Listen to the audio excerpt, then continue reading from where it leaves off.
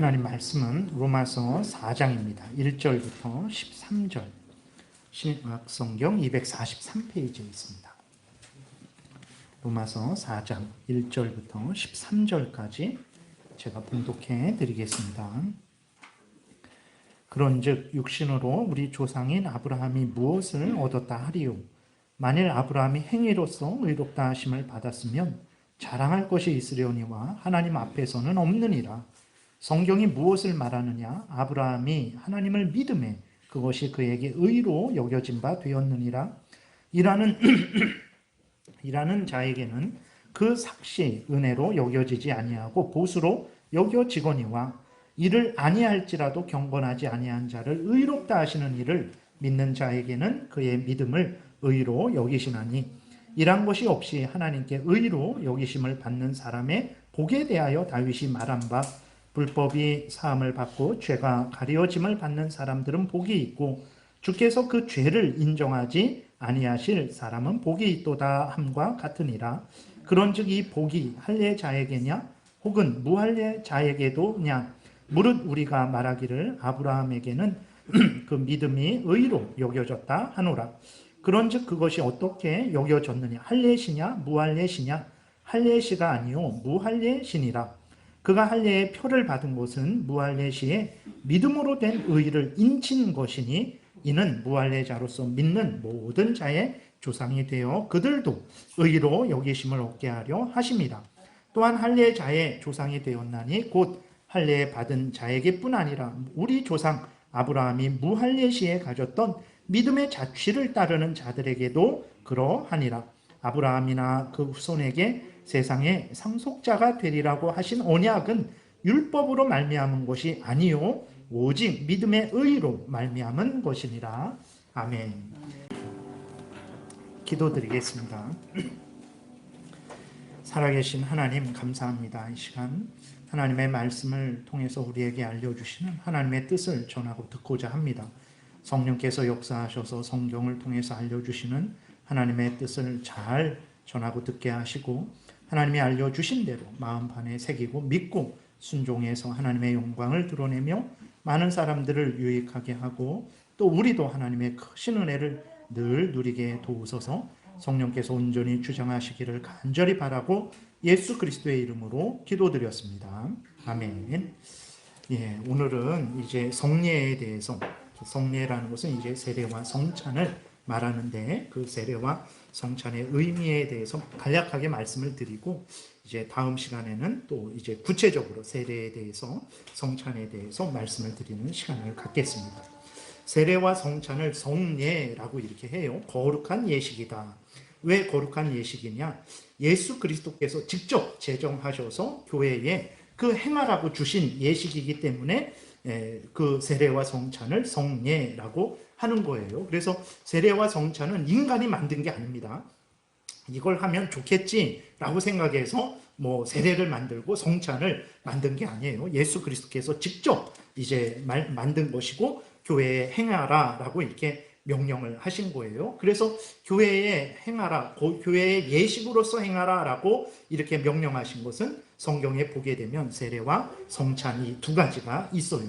근데 참고로 우리가 알아야 될 것은 로마 카톨릭에서는 7가지, 7성례를 말합니다. 우리는 세례와 성찬 두 가지를 말하는데 로마 카톨릭은 이제 교회의 성례는 7개가 있다 이렇게 주장을 해요. 그래서 우리가 함께하는 세례와 성찬 같이 하고 거기에 5개를 보탰는데 그것은 무엇이냐면 견진성사, 그 다음에 고해성사, 병자성사, 성품성사, 혼인성사 이렇게 5가지를 추가했어요. 근데 이 로마 카톨릭이 5가지를 추가한 것은 성경에 없는 것을 추가한 거예요. 그러니까 보게 되면 앞에서 말씀을 드렸지만 그 의미는 이제 말씀드릴 거고 왜 성례라고 하냐면 예수 그리스도께서 직접 제정하셔서 교회에 행하라 라고 명령하셨기 때문에 우리가 행하는 거예요. 예를 들어서 한효식 목사가 이거 제정했으니까 여러분들 예배 드릴 때마다 행하세요 라고 하면 그걸 행해야 되겠습니까? 절대 행해서는 안 되는 거예요. 근데 성례라는 것은 그렇게 사람이 만든 것이 성례가 되지 않는 것이고 예수 그리스도께서 친히 제정하신 것만 교회의 거룩한 예식으로 사용을 할 수 있는 것이거든요. 근데 보게 되면, 성경을 보게 되면 견진성사라고 세례받고 신부에 의해서 다시 안수를 받습니다. 그래서 성령을 받는다 그래요. 그런데 그걸 성경 아무리 찾아봐도 세례받은 사람들 신부에게 가서, 목사에게 가서 안수받아서 성령을 받게 하라 라는 것이 없어요. 근데 그 로마 카톨릭에서는 그 견진성사를 교회의 거룩한 예식으로 아주 못 박아뒀어요. 그것을 행하지 않으면 은혜를 못 받습니다. 그 다음에 고해성사도 마찬가지예요. 신부에게 죄를 고백하는 것이 성경에 없어요. 여러분들이 저에게 죄를 고백한다고 아무 소용 없습니다. 제가 여러분들의 그 죄를 해결해 줄 수도 없고 죄를 용서해 줄 수도 없어요. 죄를 용서해 주고 그 죄의 형벌을 면제해 준 분은 오직 하나님밖에 없어요. 죄는 하나님께 고백하고 하나님께 용서받는 거예요. 물론 그랬을 때에 그럼 이 죄를 어떻게 해결할까요?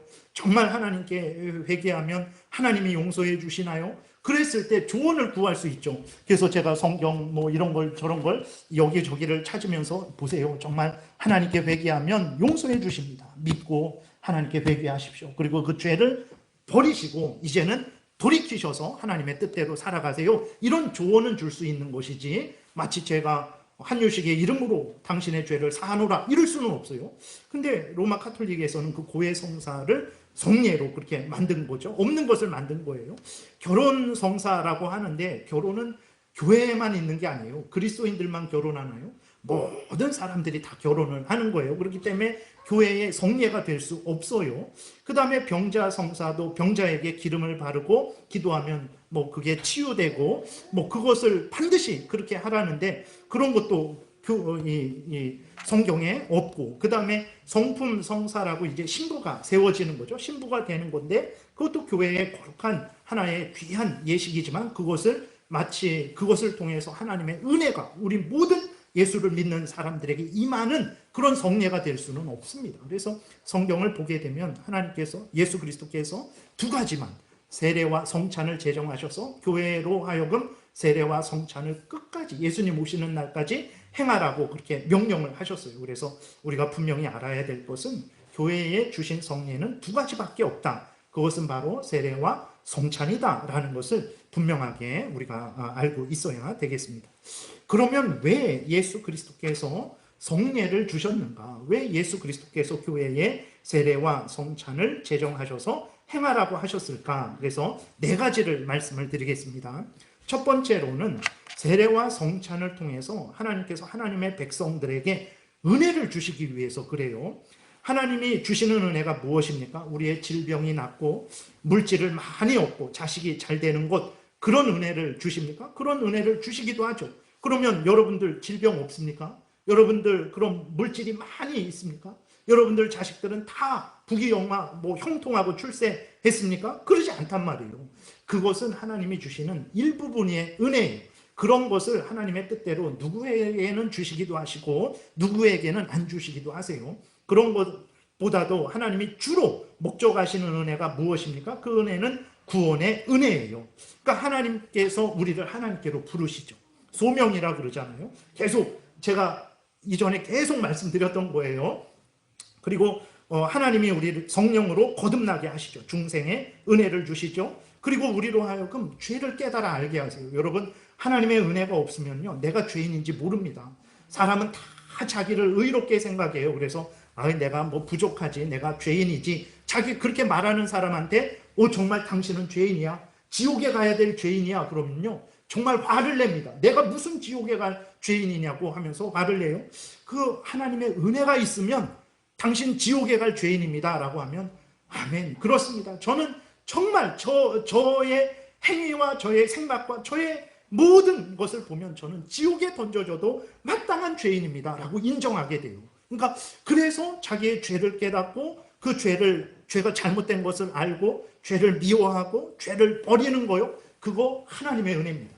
돌이켜서 하나님을 사랑하고 하나님만이 참된 신이다, 예수 그리스도만이 참된 구주다 라고 예수 그리스도를 믿고 하나님께로 돌이켜서 하나님의 뜻대로 살아가는 거, 그 믿음의 삶을 사는 거, 그거 은혜입니다. 그러니까 하나님이 우리에게 진정 주시고자 하시는 은혜들은 이런 것들이에요. 그래서 물질을 통해서 물질을 주심으로 하나님이 참된 신이구나, 하나님이 나의 주인이시구나, 하나님의 뜻대로 살아가야 되는구나를 깨달아 알게 하시고, 때로는 물질을 거두어 가심을 통해서 이것이 내가 스스로 만든 것이 아니었구나, 하나님이 주시면 받는 것이고 거두어 가시면 내가 그것을 잃게 되는 것이구나, 이것을 깨달아 알고 하나님이 나의 주인이고 나의 왕이시고 나를 통치하시는 분이구나 라는 것을 그렇게 깨달아 아는 거죠. 그러니까 하나님이 이 땅에 있는 모든 것들을 통해서 주시고자 하는 그 은혜의 핵심은 바로 구원의 은혜라는 거예요. 그리고 예수 그리스도를 믿는 자를 의롭다 하시고,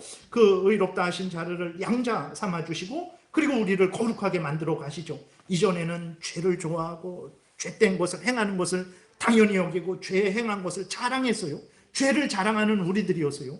그러나 이제는 죄를 미워하고 버리고 내가 하나님을 닮아가는 것을 좋아하고 즐거워하고 하나님의 사람으로 점점 성숙하고 그렇게 변화되어 가는 그러한 거룩해지는 은혜, 성화의 은혜, 그것도 하나님이 우리에게 주시는 은혜죠. 견인, 오후 예배 시간에 요새 이렇게 공부하고 있습니다. 끝까지 견디고 인내하는 거예요. 근데 우리가 끝까지 견디고 인내합니까? 세상 사람들도 작심 3일이라 그래요. 일반 세상 사람들도 무슨 결심하면 3일을 가지 못한다고, 인간은 그런 자들이에요. 근데 우리의 신앙이 어떻게 30년, 40년, 50년 그리고 죽을 때까지 끝까지 유지해서 반드시 천국에 들어갈 수 있다는 것을 우리는 분명히 믿는데, 어떻게 그럴 수 있습니까? 그것이 바로 하나님이 주시는 은혜이기 때문에 그런 거죠. 그리고 천국에 가서 이제 정말 예수 그리스도의 몸과 같이 영광스럽게 부활하여서 변화되어서 하나님과 함께 천국에서 그렇게 영광을 누리게 되는 거예요. 이런 은혜를 하나님이 우리에게 주시는 거거든요. 근데 이런 은혜를 어떻게 받습니까, 여러분? 이런 은혜를 우리가 어떻게, 이런 하나님이 주시는 이 은혜를, 그리고 영적인 은혜뿐만 아니라 말씀드렸던 일용할 양식들, 먹고 마시고 입는 그 모든 은혜들을 우리가 어떻게 받습니까? 어떻게 받습니까? 첫 번째로는 하나님의 말씀을 통해서 받습니다. 여러분들이 개인적으로 하나님의 말씀, 진리의 말씀임을 믿고 여러분들이 성령을 의지해서 성령께서 깨달아 알게 해달라고 그렇게 기도하고, 여러분들이 믿음으로 성경을 읽을 때, 그리고 그 읽은 것을 믿고 순종할 때 하나님의 은혜를 받는 거예요. 말씀을 통해서. 그리고 이렇게 공적으로 예배에 참여해서 설교되어지는, 바르게 설교되어지는, 하나님의 말씀이 바르게 전해지는 그 설교를 듣고 믿고 순종함을 통해서 하나님의 말씀을 통해서 은혜를 받아요. 그리고 또 기도를 통해서 은혜를 받죠. 기도할 때에는 내 마음대로 기도하지 마시고 주기도문의 근거에서, 주기도문의 순서를 따라, 주기도문의 내용을 따라서 기도를 하셔야 되는 거예요. 그 기도를 통해서 은혜를 받죠. 그리고 또 무엇을 통해서 은혜를 받습니까? 성례를 통해서 은혜를 받아요. 근데 우리들은 성례, 세례와 성찬을 통해서 은혜 받는 것을 경험을 해보지 못한 거예요. 그러니까 세례와 성찬은 이제 예배 시간이 길어지는, 빨리 집에 가서 밥 먹어야 되는데, 세례와 성찬에서 점점 늦어지는 아주 귀찮은 그러한 교회의 예식이 되어버린 거죠. 아닙니다. 그래서 제가 이렇게 말하는 것은 신앙 고백에 있는 그대로 말씀을 드리는 거예요. 그래서 우리들이 은혜 받는 도구들이 있어요. 수단이 있는데, 하나님의 말씀을 통해서, 기도를 통해서, 그리고 세례와 성찬을 통해서 은혜를 받는 거예요. 그러니까 우리가 세례와 성찬의 의미를 모르고 믿음으로 참여하지 않으니까 세례와 성찬을 통한 은혜를 받지 못하는 거예요. 그냥 귀찮고 싫고 형식적으로만 세례와 성찬에 참여하게 되는 거죠. 그래서 우리 믿음이 약해지는 거예요. 그 다음에 두 번째로는 세례와 성찬을 교회에 주신 목적은 무엇이냐면 교회의 표지로 삼으시기 위해서 그런 것입니다. 그러니까 여러분, 사람들이 모였어요. 거기 사람들이 모였는데 그곳이 교회인지 아닌지 무엇으로 알 수 있습니까? 사람들이 모였는데 더 순수한 교회인지 덜 순수한 교회인지 무엇으로 알 수 있을까요? 교회 건물이 어마어마하게 크니까, 거기에 문화센터가 있으니까 이곳은 좋은 교회고 이것은 더 순수한 교회이겠습니까? 십자가를 크게 만들어 달았다고 해서 그곳이 순수하고 좋은 교회가 되겠습니까? 그러지 않아요. 십자가를 아무리 크게 만들었고 거기에 문화센터가 아무리 크게 있을지라도, 그리고 사람이 아무리 모여 있을지라도 모여갖고 세상 얘기하고 인간 얘기하고 자유주의 신학, 인간적인 신학 얘기하고 그렇게 한다면 그곳이 교회이겠습니까? 아니에요. 그러면 그 사람들이 모였는데 그곳이 교회인지 아닌지, 더 순수한 교회인지 덜 순수한 교회인지 어떻게 알 수 있습니까? 하나님의 말씀이 바르게 선포되고 있는지. 두 번째로는 세례와 성찬이 바르게 시행되고 있는지를 통해서 알 수 있는 거예요. 그리고 죄에 대해서 죄를 미워하고 버리는 징계가 그 권징이 올바르게 시행되고 있는지 아닌지. 그러니까 여러분들이 정말 어디를 갔는데, 예를 들어서 미국에 갔어요. 미국에 갔는데 거기 교회를 나가야 될 거 아니에요. 그러면 거기 어느 곳을 찾아가겠습니까? 우리들은 일반적으로 건물이 크고 사람이 많은 곳을 찾아가죠. 물론 올바르니까 건물이 커질 수 있고 사람이 많아서 건물이 큰 곳을 사용할 수도 있죠. 그러나 그것으로 판단하는 것이 아닙니다. 분별하는 게 아니고 무엇을 봐야 됩니까? 어디를 가든지 하나님의 말씀이 바르게 전파되는지, 세례와 성찬이 바르게 시행되는지, 그리고 죄에 대한 권징이 신실하게 시행되는지, 이 세 가지를 통해서 역사적으로 우리만 교회가 여기 지금만 있는 게 아니잖아요. 과거에도 있었잖아요.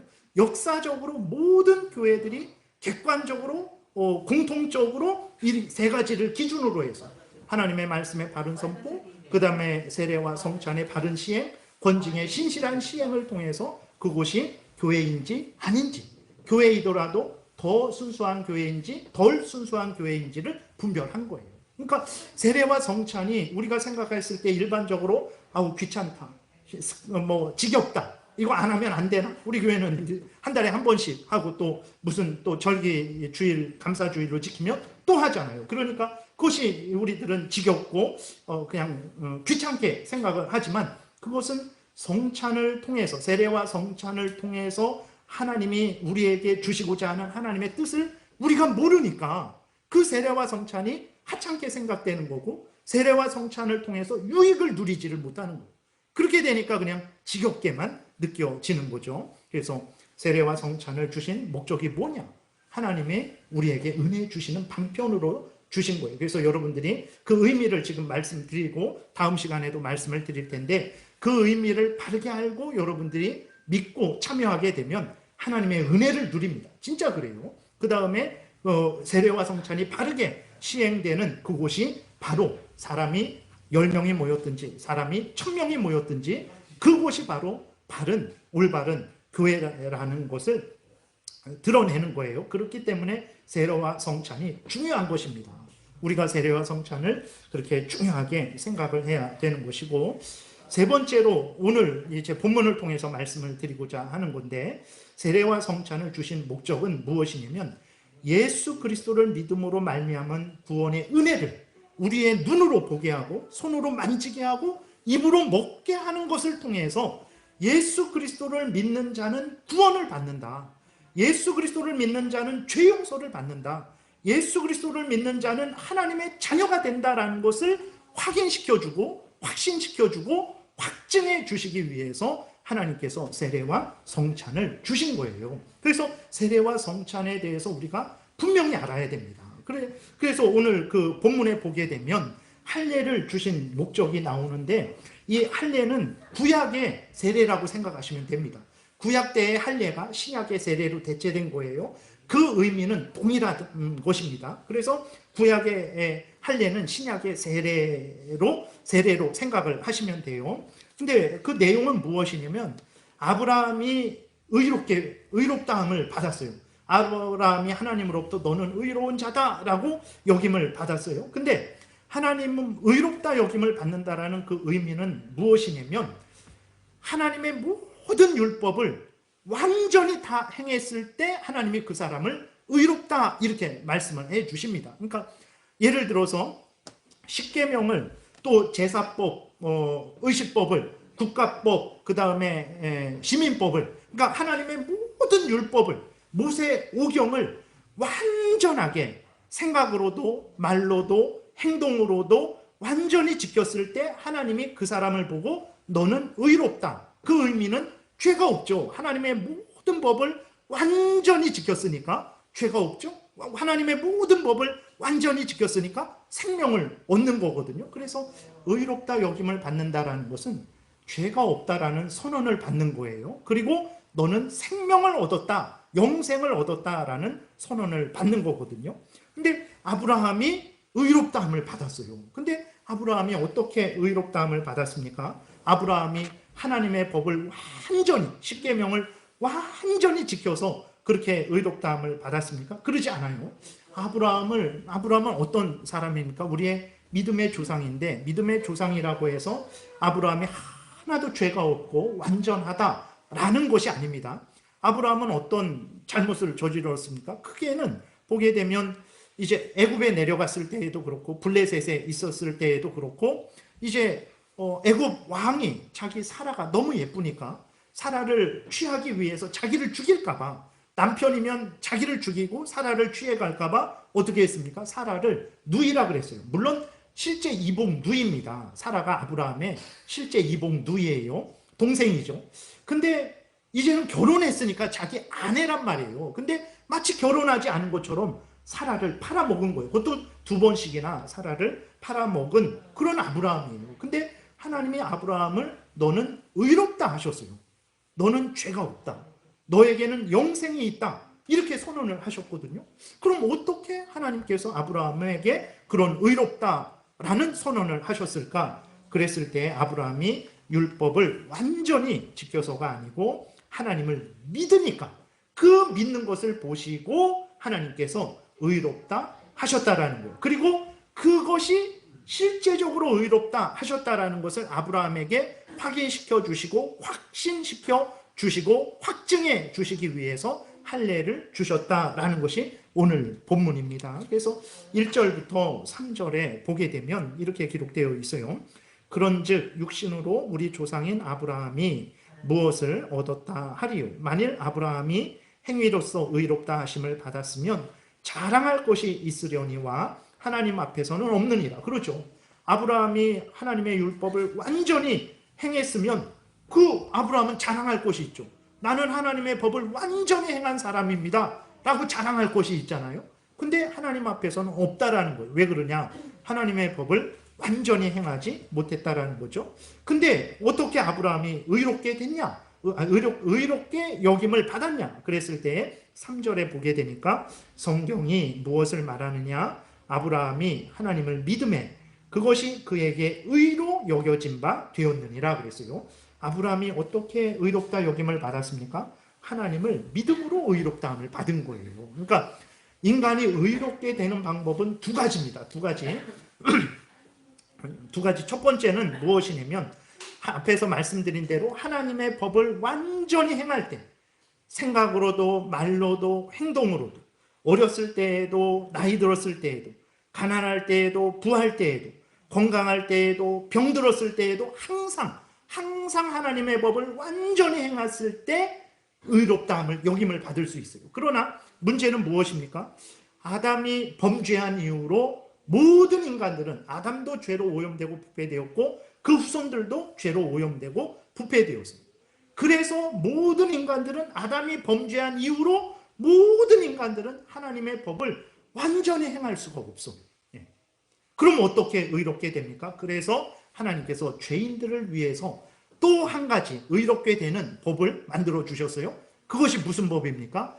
예수 그리스도를 믿음으로 의롭게 되는 거예요. 죄인들, 스스로 하나님의 법을 완전히 행할 수 없는 죄인들을 위해서 예수 그리스도를 믿음으로 의롭게 되는 법을 하나님이 만들어 주신 거예요.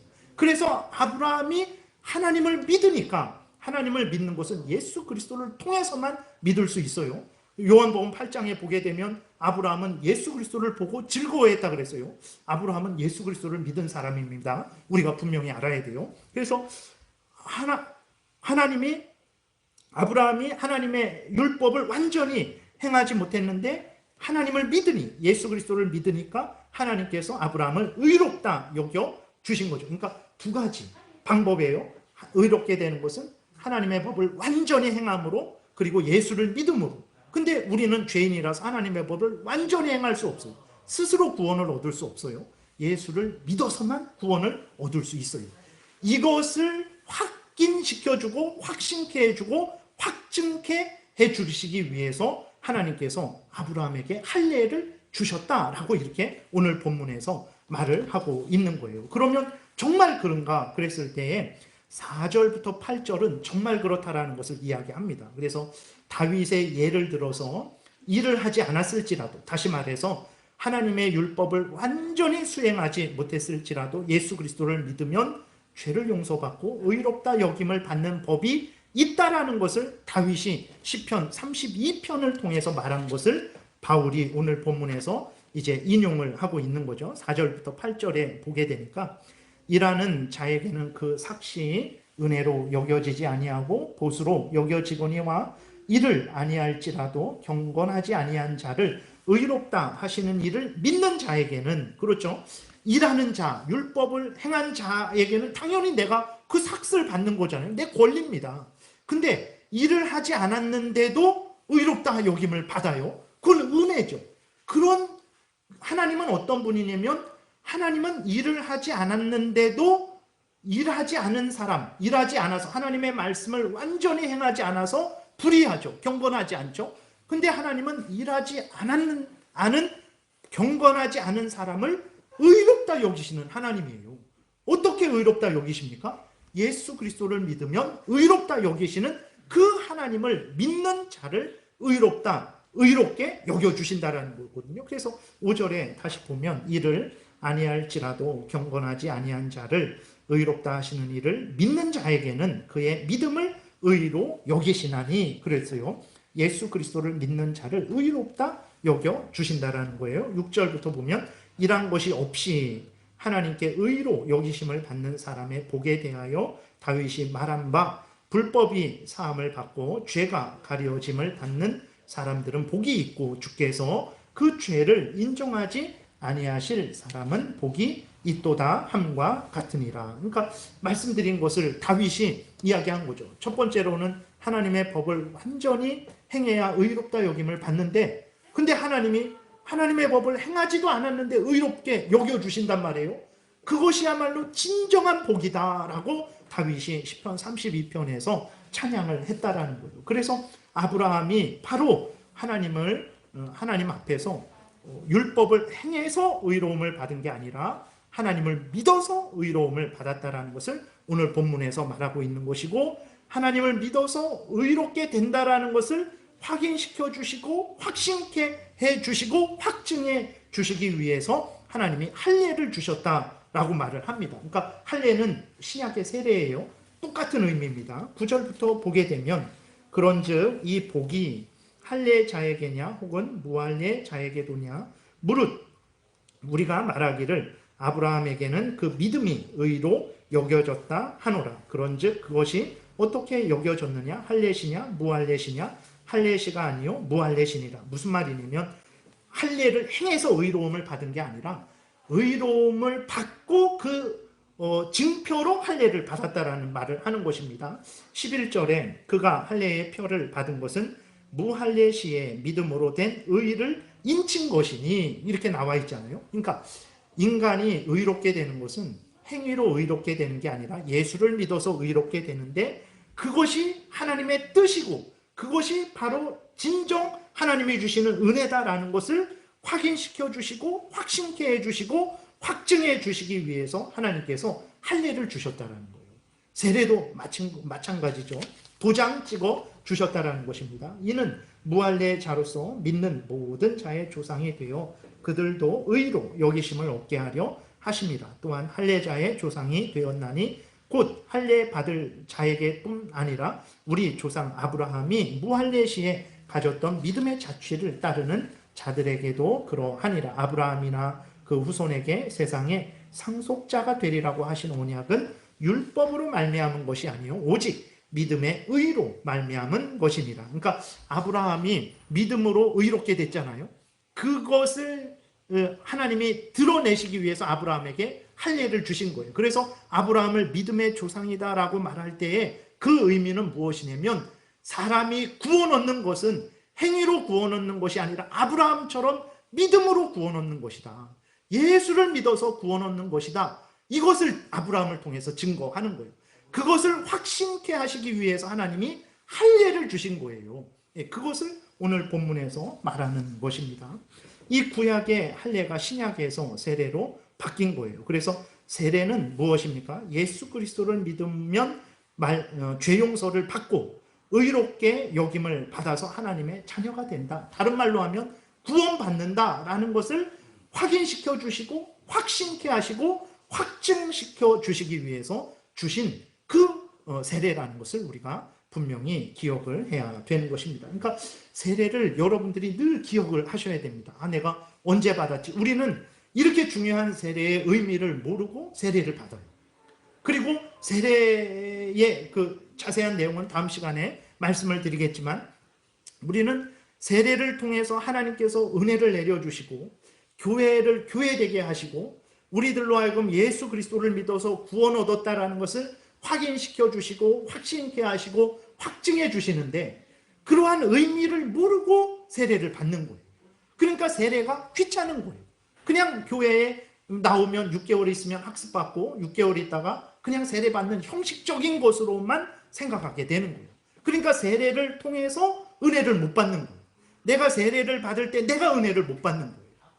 그리고 다른 사람이 세례를 받을 때 그 세례식에 함께 참여하면서도 은혜를 못 받는 거예요. 왜 그렇습니까? 세례의 의미를 모르니까. 그러니까 세례는 이렇게 중요하기 때문에 우리가 반드시 알아야 되는 거죠. 은혜를 받는 방편이고 교회를 교회되게 하는 표지고, 그리고 세례를 통해서 예수 그리스도를 믿음으로 구원 얻는 것을 확인하고 확증해 주는 그러한 은혜가 있으니까 세례에 대해서 우리가 정말 더욱 자세하게 알아야 되는 것입니다. 성찬도 마찬가지예요. 하나님은 성찬을 통해서 우리가 예수 그리스도를 믿음으로 말미암아 예수 그리스도와 연합되었다라는 것을 확인시켜 주는 거예요. 알려주는 거예요. 그리고 성찬을 통해서 예수 그리스도와 교제하고 있다라는 것을 확인시켜 주고 확신케 해주는 거거든요. 고린도전서 10장 16절에 보게 되면 이렇게 기록이 되어 있습니다. 우리가 축복하는 바 축복의 잔은 그리스도의 피에 참여함이 아니며 우리가 떼는 떡은 그리스도의 몸에 참여함이 아니냐. 무슨 말이냐면 우리가 축복하는 바 축복의 잔은 그리스도의 피에 참여함이 다라는 거거든요. 그러니까 무슨 말이냐면 축복하는 바 축복의 잔은 성찬식 때 포도주를 말하는 거예요. 우리가 성찬식 때 포도주를 믿으면 무슨 일이 일어납니까? 그리스도의 피에 참여하는 일이 일어나는 거예요. 성령께서 역사하셔서 영적으로 그리스도의 피가 우리의 참된 음료가 되도록 그렇게 역사하신다라는 거예요. 그리고 우리가 떼는 떡은 그리스도의 몸에 참여함이 아니냐. 그러니까 우리가 성찬식 때 그 떡을 믿음으로 먹을 때 그 떡이 의미하는 예수 그리스도의 그 몸이, 그 살이 성령에 의해서 우리에게 영적으로 양식으로 제공이 된다라는 거예요. 그러니까 성찬식은 이게 예배 한 10분 15분 늦게 끝나는 귀찮은 그러한 순서가 아니라 그 성찬식을 통해서 예수를 믿음으로 내가 예수와 연합이 되었구나. 내가 예수 그리스도와 교제를 하고 있구나. 예수 그리스도가 나의 구주가 되셨고 나는 예수 그리스도의 백성이 되었구나. 하나님이 나의 하나님이 되셨고 내가 하나님의 자녀가 되었구나. 하나님이 나를 사랑하시고 나에게 은혜를 내려주시는구나. 내가 하나님의 은혜로 구원을 받았구나를 확인하고 확신하고 확증하는 그러한 도구로서 하나님께서 세례를 주셨다라는 것입니다. 그래서 이제 이렇게 우리는 세례와 성찬이 이러한 의미가 있다라는 것을 우리가 분명히 깨달아 알고 세례와 성찬을 잘 믿음으로 참여해야 되죠. 그렇게 믿음으로 바르게 세례와 성찬의 의미를 바르게 알고 참여할 때 은혜를 받습니다. 정말 은혜를 받아요. 그 다음에 두 번째로는 교회가 교회다워져요. 우리가 제일장로교회가 하나님의 교회라는 것을 무엇을 통해서 드러낼 거예요? 돈을 어마어마하게 모아서 돈이 이렇게 많으니까 우리 제일장로교회가 하나님의 교회입니다 라고 이렇게 증거하겠습니까? 사람을 많이 모아갖고 사람이 이렇게 100명, 1000명, 10,000명 되니까 우리는 하나님의 교회입니다 증언할 수 있겠어요? 그런 것으로 증언하는 게 아니라 말씀드렸듯이 하나님의 말씀이 바르게 선포되고 세례와 성찬이 바르게 시행될 때, 우리가 세례와 성찬의 의미를 알고 바르게 세례와 성찬을 시행할 때 여러분들이 믿음을 가지고 세례와 성찬에 참여할 때 그것이 제일장로교회를 제일장로교회 되게 하는 도구가 된다니까요. 그렇기 때문에 우리가 이러한 세례와 성찬의 의미를 잘 깨달아 알고 참여해야 되는 것입니다. 그리고 이제 말씀드렸던 대로 세례와 성찬은 예수 그리스도를 믿음으로 구원 얻었다라는 것을 확인시켜주고 확신케 해주고 확증해 주는 거거든요. 그러니까 여러분들이 구원 얻었다라는 것을 무엇으로 증거하겠어요? 무슨 증거를 가지고 여러분들이 내가 구원 얻었구나, 하나님의 은혜를 받고 있구나, 예수님이 나의 구주구나, 예수 그리스도께서 나를 주장하시고 인도하고 계시는구나, 나는 하나님의 자녀구나를 무엇을 통해서 주장하실 수 있겠어요? 되게 어떻게 합니까? 내가 꾼 꿈을 가지고, 내가 본 환상을 가지고, 내가 들은 음성을 가지고 하나님이 나를 사랑하시는구나, 하나님이 나를 구원해 주셨구나를 거기에서 알려고 한단 말이에요. 근데 여러분들 그 신비한 꿈을 하나님이 특별히 그런 신비하고 놀라운 역사를 우리에게 주세요. 그러나 그런 은혜를 몇 번 받았습니까? 평생 한 100번 받았어요? 아니면 한 1000번 받았습니까? 환상을 한 1000번, 10,000번 봤어요? 아니면 음성을 한 1000번, 10,000번 들었습니까? 거의 없어요. 어떤 분은 그런 거 한 번도 경험 못한 사람들도 있고, 어떤 분은 많아봤자 그렇게 손으로 셀 수 있을 정도예요. 그러니까 문제는 무엇이냐면, 하나님은 우리가 하나님의 자녀고 예수 그리스도를 믿어서 구원받았다라는 것을 하나님은 늘 우리에게 알려주세요. 근데 우리가 그것에 근거하지 않고 다른 것에 근거해서 내가 구원받았다라는 것을 확인하려고 하죠. 그렇게 되니까 늘 우리가 다른 것에 환상이나 꿈이나 어떤 음성이나 그것에 근거해야 하려고 하니까 그런 걸 항상 받는 것도 아니거든요.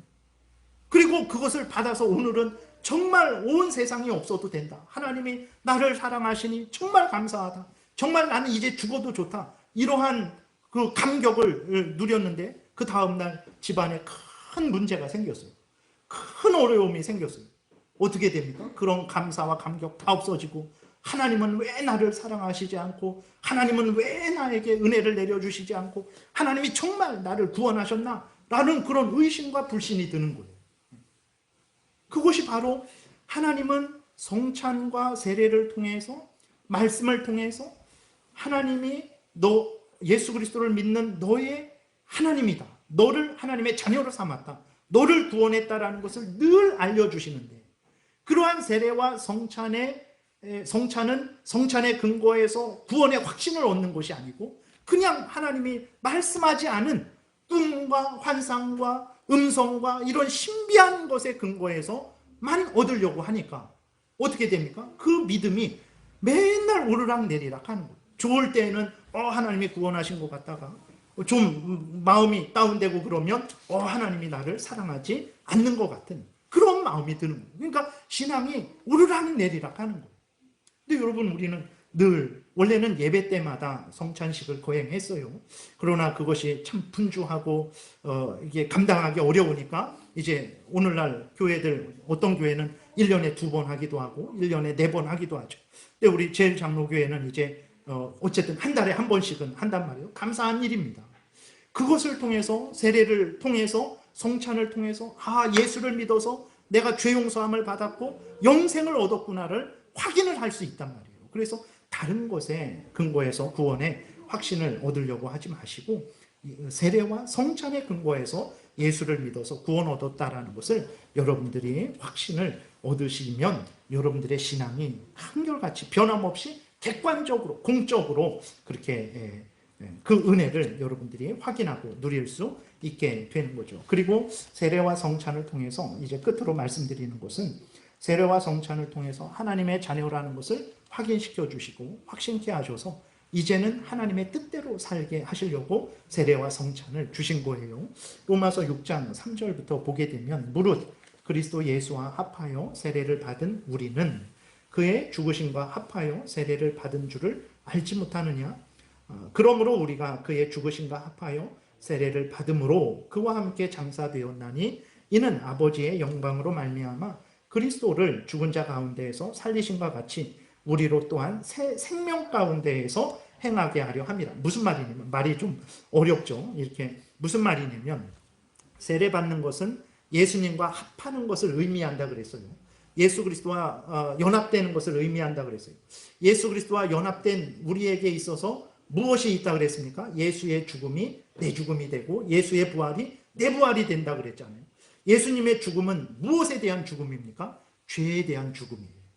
그래서 예수님과 합하는 세례를 받은 것을 통해서 우리는 무엇을 알 수 있습니까? 내가 죄에 대해서는 죽었다. 다시 말해서 하나님이 내 죄를 용서해 주고 나를 지옥에서 죄의 형벌로부터, 죄의 권세로부터, 죄 가운데 역사하는 사탄 마귀로부터 나를 구원해 주셨다라는 것을 깨달아 알게 되는 거예요. 그리고 예수님의 부활이 내 부활이 되는 거죠. 예수님의 부활은 하나님을 향해서 산 부활이죠. 그래서 내가 죄에 대해서는 죽고 하나님에 대해서는 산 자구나. 그러면 내가 이제 죄를 미워하고 버리고 하나님을 사랑하고 하나님을 의지하며 살아야 되겠다라는 다짐을 다시 하고, 그래서 그 다짐대로 하나님의 뜻대로 새 생명 가운데에서 살게 하시려고 하나님께서 교회에 세례와 성찬을 주신 거예요.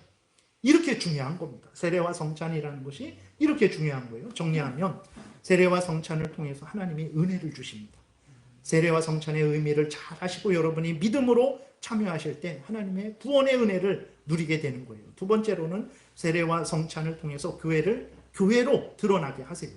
다 돈으로 드러나는 거 아니에요. 다른 무엇으로 드러나는 거 아닙니다.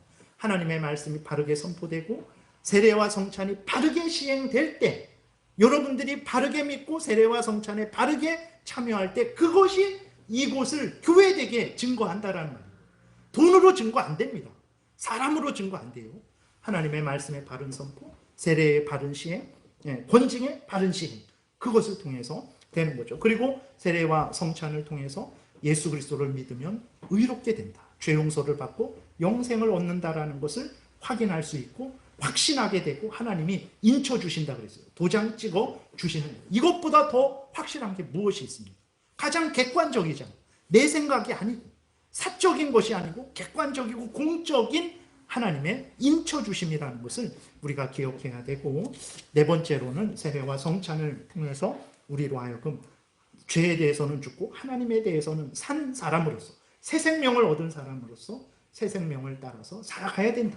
죄를 미워하고 버리고 하나님을 사랑하고 의지하며 하나님 명령 따라 살아가야 된다라는 것을 알려주시기 위해서 세례와 성찬을 주신 거예요.